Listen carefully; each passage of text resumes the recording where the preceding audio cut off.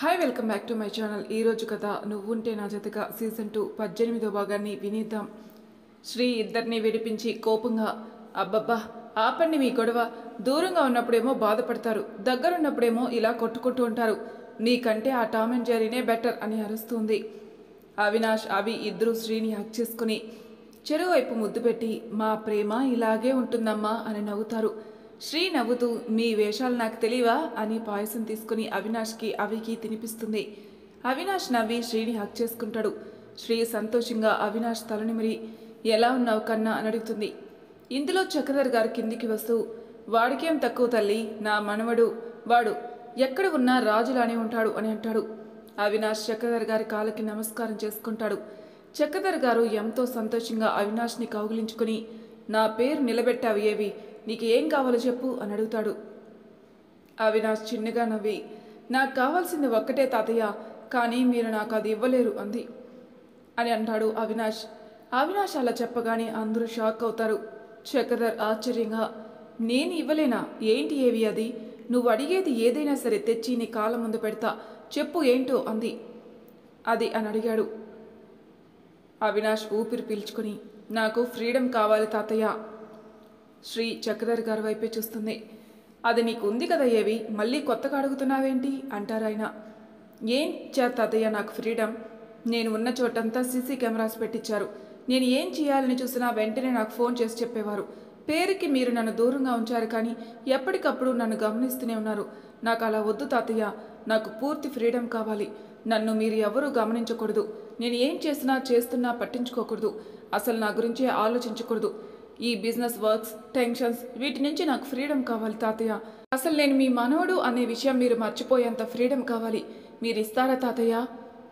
అందరూ భయంగా చక్రధర్ గారిని చూస్తూ ఉంటారు. చక్రధర్ గారు ఏం మాట్లాడకుండా అలాగే ఉంటారు. శ్రీ పరిస్థితి మార్చాలని అవినాష్ని చూసి, ఏవి నువ్వు వెళ్ళి ఫ్రెష్ అవ్వు నాన్న అని అంటుంది. అవినాష్ తల దించుకొని తన రూమ్లోకి వెళ్ళబోతూ ఉండగా చక్రధర్ గారు ఎంతకాలం అని అడుగుతారు. అందరూ ఆశ్చర్యంగా చక్రధర్ గారిని చూస్తారు. అవినాష్కి అర్థం కాక, ఏంటి తాతయ్య అని అడుగుతాడు.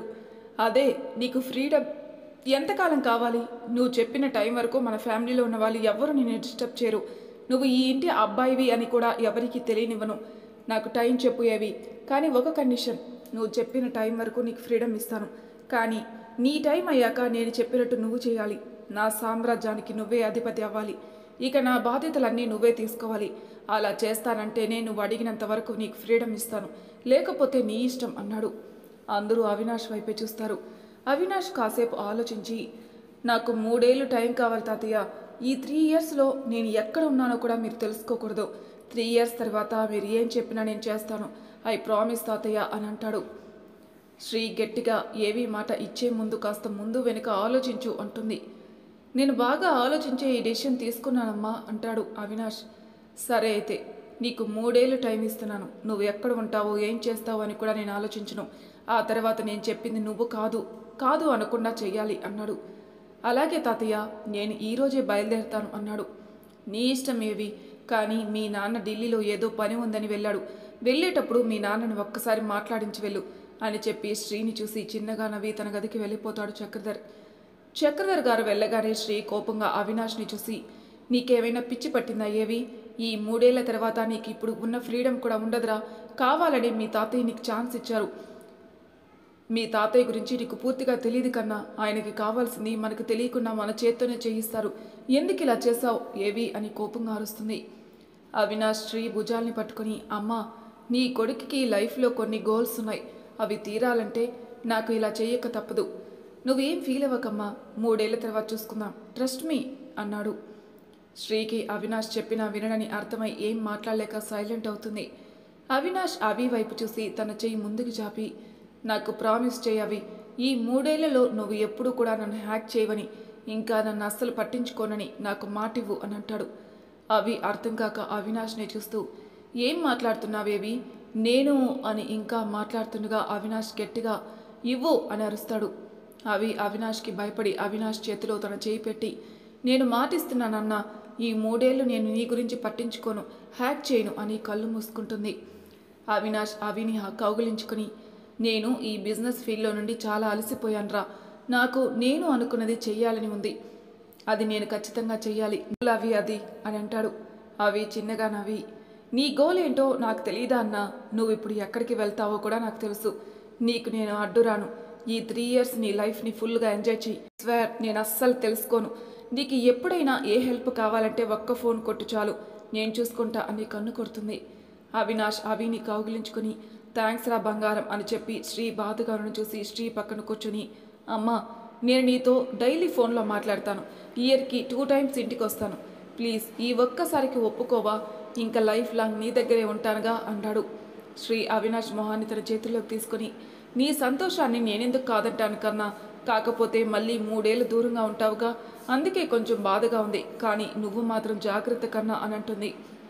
అవినాష్ చిన్నగా నవ్వి సరే అమ్మా అని చెప్పి అవి, హారిక, రాజేష్, దీపు, మను, అశోక్, వంశీలకి చెప్పి రుద్ర కోసం ఢిల్లీకి వెళ్తాడు. దీపు శ్రీని కోపంగా చూస్తూ, ఎందుకు శ్రీ వాణ్ణి వెళ్ళనిచ్చావు? 3 ఏళ్ళు వాడికి నువ్వు దూరంగా ఉండగలవా? అంకుల్ పెట్టిన టైం అయిపోయిన తర్వాత ఏవి పరిస్థితి ఏంటి అంటుంది.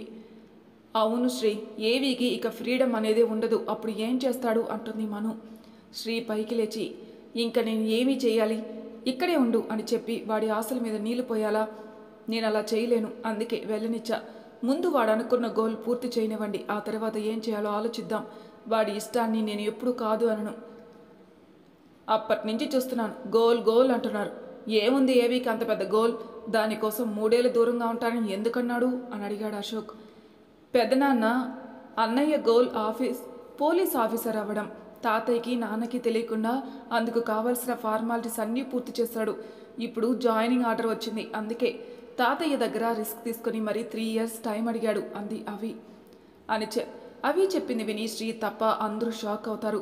శ్రీ అందరినీ చూసి అవిని చూసి షాక్లో ఉన్నట్టు ఉన్నారు. అందరికీ పాయసం పెట్టావి అని నవ్వుకుంటూ అక్కడి నుండి వెళ్ళిపోతుంది. అవి నవ్వుతూ అందరినీ చూస్తూ ఉంది. అవినాష్ రుద్ర కోసం ఢిల్లీ వెళ్తాడు. రుద్రాకి అవినాష్ వస్తాడని తెలిసి అన్నీ అరేంజ్ చేస్తుంటాడు. అవినాష్ రుద్ర దగ్గరకు వచ్చి సంతోషంగా హాక్ చేసుకుంటాడు. రుద్ర గర్వంగా, నా కొడుకువి అనిపించుకున్నావేవి అని అంటాడు. అవినాష్ నవ్వుతూ రుద్రతో తను వెళ్తున్న విషయం చెప్పాలి అని చూస్తాడు. అంతలోనే రుద్ర అవినాష్ చేతికి కొన్ని టికెట్స్ ఇస్తాడు. అవినాష్ వాటిని తీసుకుని చూస్తూ, ఏంటి డాడీవి అని అడుగుతాడు. నువ్వు వెళ్ళడానికి ఫ్లైట్ టికెట్స్, ఇవి వద్దు అనుకుంటే ట్రైన్ టికెట్స్, ఇవి కూడా వద్దు అనుకుంటే బస్ టికెట్స్, నీకోసం అన్నీ బుక్ చేశాను. నువ్వు ఎందులో వెళ్తావో నీ ఇష్టమేవి. అవినాష్ సంతోషంగా, thank you dad, thank you very much. నేను ఇలా వెళ్తున్నానని మీకు కోపంగా లేదా డాడ్? అయినా ఈ విషయం మీకెలా తెలిసింది? రుద్ర నవ్వుతూ, ఇక్కడ ఉన్నది రుద్రారా, నా చుట్టూ ఉన్న వాళ్ళు ఏం చేస్తున్నారో నాకు తెలీదా ఏంటి?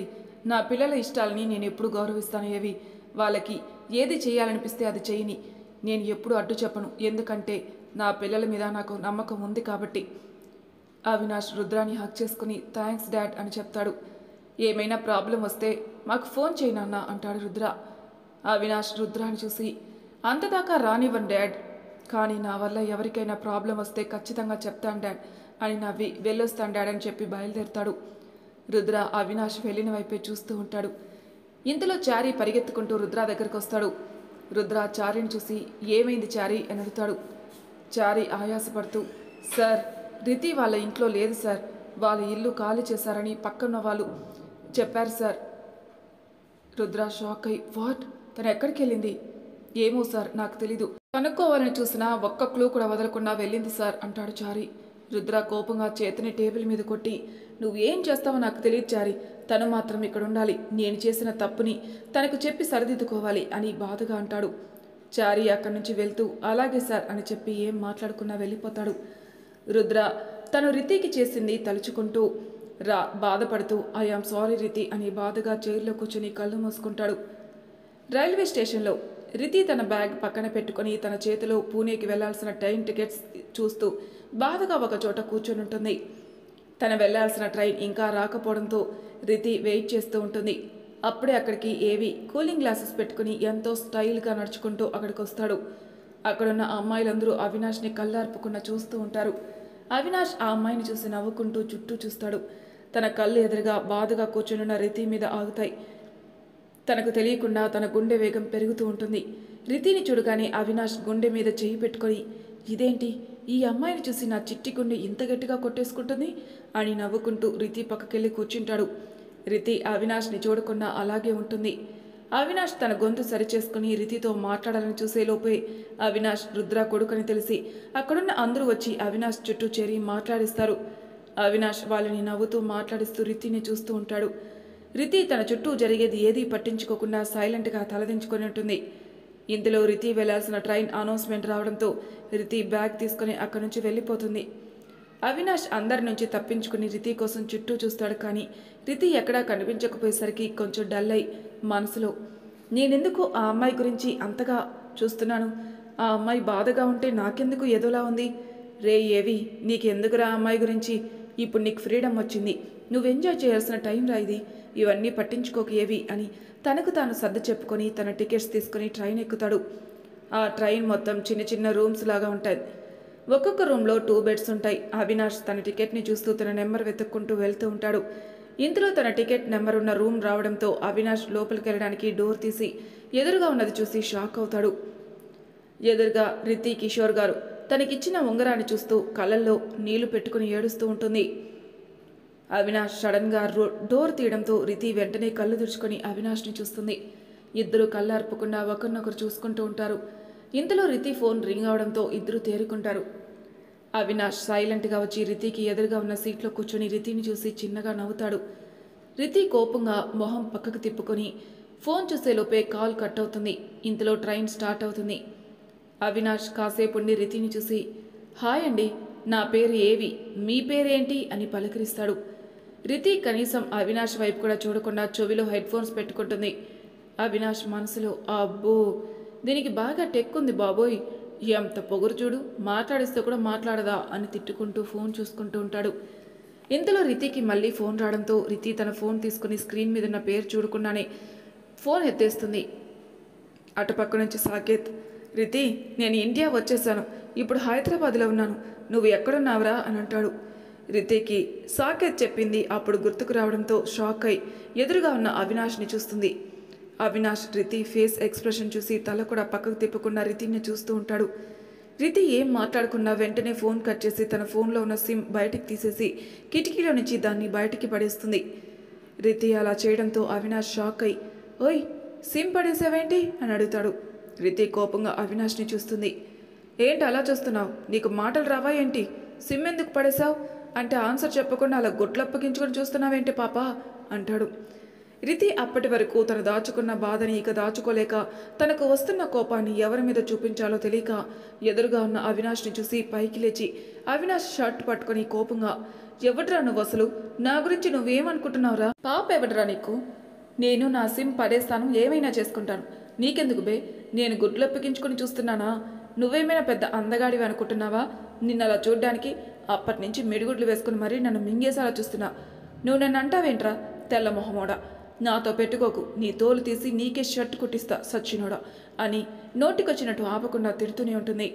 అంతవరకు సైలెంట్గా ఉన్న రితి ఒక్కసారిగా అలా కోపంగా తన మీద పడి తిడుతుండడంతో అవినాష్ షాక్ అయి కళ్ళు కూడా ఆర్పకుండా రితినే చూస్తూ, నేను చెప్పేది కాస్త విను అని అంటుండగానే రితి కోపంగా, ఏంట్రా నువ్వు చెప్పేది, పాచిపోయిన పకోడి, ఏం చేస్తావురా నువ్వు, ఎందుకురా నన్ను అలా చూస్తున్నావు అని అవినాష్కి మాట్లాడే ఛాన్స్ ఇవ్వకుండా తిడుతూనే ఉంటుంది. అవినాష్కి ఇంకా ఓపిక నశించి పైకి లేచి రితిని గట్టిగా పట్టుకుని అక్కడున్న డోర్ కానించి రితినే చూస్తాడు. ఒక్కసారిగా అవినాష్ అలా చేయడంతో రితి షాక్ అయి గట్టిగా, ఏంటి ఏం చేస్తున్నావు అని మాట్లాడుతుండగా అవినాష్ గట్టిగా చుప్ అని అరుస్తాడు. అవినాష్ అరుపుకి రితి భయపడిపోయి సైలెంట్ అయిపోతుంది. అవినాష్ కోపంగా, ఏంటే ఊరుకుంటున్నాను కదా అని నోటికొచ్చినట్టు వాగుతున్నావు, ఏదో ఒక రోజంతా కలిసి జర్నీ చేస్తాం కదా, కొంచెం మాట్లాడి పరిచయం చేసుకుంటే మన జర్నీ బాగుంటుంది కదా అని నీతో మాట్లాడితే టెక్ చూపించావు, పోన్లే ఆడపిల్లవు కదా అని లైట్ తీసుకున్నా, సిమ్ ఎందుకు పడేసావన్న పాపానికి అన్ని తిట్లు తిడతావా? ఇంతవరకు నా చెల్లి కూడా నన్ను అలా తిట్టలేదు తెలుసా? చూడ్డానికి అంత సైలెంట్గా అమాయకంగా ఉన్నావు, ఇలా మాట్లాడతావేంటి? నువ్వు మామూలు దానివి కాదే, ఎస్కేవి, పెద్ద సైలెంట్ కిల్లర్వే నువ్వు, సైలెంట్గా ఉంటే మనుషుల్ని చంపేస్తావు, అయినా ఎవరి మీద కోపం ఎవరి మీద చూపిస్తున్నావు? నాకు గాని తిక్కరేగిందనుకో అని ఇంకా అంటుండగానే రితి గట్టిగా ఏడుస్తుంది. రితి ఏడుస్తుండడంతో అవినాష్ రితిని వదిలి కంగారుగా, ఎందుకు ఏడుస్తున్నావు అని అడుగుతాడు. రితి ఏం మాట్లాడకుండా డోర్ కానుకొని కింద కూర్చుంటూ అలాగే ఏడుస్తూ ఉంటుంది. అవినాష్కి ఏం చేయాలో తెలియక రితి ముందు మోకాళ్ళ మీద కూర్చుని, ఇదిగో ఎస్కే ఏడవకు, ఏమైంది అసలు అని రితి భుజం మీద చేయి పెడతాడు. అవినాష్ చేతి స్పర్శ తగలగానే రితి ఇక తన బాధను దాచుకోలేక వెంటనే అవినాష్ని కౌగిలించుకొని గట్టిగా ఏడుస్తుంది. రితి అలా చేయడంతో అవినాష్ షాక్ అవుతాడు. రితి అవినాష్ని ఇంకా గట్టిగా పట్టుకుని ఏడుస్తూ, నేను మంచే చేశాను కానీ ఎవరిని చంపలేదు, నాకు ఏ పాపము తెలీదు, నేను నిజంగా ఏం చేయలేదు అని వెక్కిళ్ళు పెట్టి మరీ ఏడుస్తూ ఉంటుంది. అవినాష్కి రితి అలా ఏడుస్తుండడంతో బాధగా అనిపించి రితి తలని నిమురుతూ, ఏం కాదుమా, నువ్వేమీ చేయలేదులే, ఏడవకు బంగారం అని రితిని ఓదారుస్తాడు. రితి తను అప్పటి వరకు దిగమింగుకున్న బాధనంతా బయటికి తెస్తూ ఏడుస్తూనే ఉంటుంది. అవినాష్ రితిని ఇంకా గట్టిగా పట్టుకొని తన బాధనంతా వెళ్ళిపోయే వరకు ఏడవనిస్తాడు. చాలాసేపటికి రితి ఏడవడం ఆపుతుంది. అవినాష్ రితి కళ్ళు తుడిచి, ఇప్పుడు నీ మనసులో ఉన్న బాధ కొంచెమైనా పోయిందా అని అడుగుతాడు. రితి పోయింది అన్నట్టు చిన్న పిల్లలాగా తల ఊపుతుంది. అవినాష్ చిన్నగా నవ్వి రితిని పైకి లేపి బెడ్ మీద కూర్చోబెట్టి వాటర్ బాటిల్ ఇస్తాడు. రితి దాన్ని తీసుకుని తాగి అవినాష్ని చూస్తుంది. అవినాష్ తన ఫోన్ని తీసుకుని రితిని ఫోటో తీసుకుంటాడు. రితి ఆశ్చర్యంగా అవినాష్ని చూస్తుంది. అవినాష్ నవ్వుతూ, నువ్విప్పుడు చాలా ముద్దుగా ఉన్నావు తెలుసా, చెప్పాలంటే ఎస్కేలా ఉన్నావు. నిన్ను మా చెల్లికి చూపించి తనకు చెప్పాలి, నాకు ట్రైన్లో ఒక కోతి పరిచయం అయింది, కోపంలో ఉన్నప్పుడు ఆ కోతి సైలెంట్ కిల్లర్ అవుతుంది, మామూలుగా ఉన్నప్పుడు మాత్రం స్వీట్ కోత అవుతుంది అని చెప్తాను అని నవ్వుతాడు. రితి కోపంగా అవినాష్ని చూస్తూ తన పక్కనున్న వస్తువులన్నీ అవినాష్ మీద విసురుతూ, నేను కోతినా, నువ్వే కొండ ముచ్చివిరా, నన్ను సైలెంట్ కిల్లర్ అంటావా, నువ్వు అయిపోయావరా నా చేతిలో అని అవినాష్ మీదకి వస్తూ ఉండగా అవినాష్ మళ్ళీ రితి ఫోటో తీసి, కోపంలో నిజంగా కొండముచ్చిలా ఉన్నావు ఎస్కే అని ఇంకా గట్టిగా నవ్వుతాడు. మరి తర్వాయి భాగంలో ఏం జరుగుతుందో నెక్స్ట్ ఎపిసోడ్లో తెలుసుకుందాం. అంతవరకు నా ఛానల్ సబ్స్క్రైబ్ చేయని వాళ్ళు ప్లీజ్ సబ్స్క్రైబ్ చేసుకోండి, లైక్ చేసి షేర్ చేయండి, మీ అభిప్రాయాలు నాకు కామెంట్ రూపంలో తెలియజేయండి. Thank you for listening.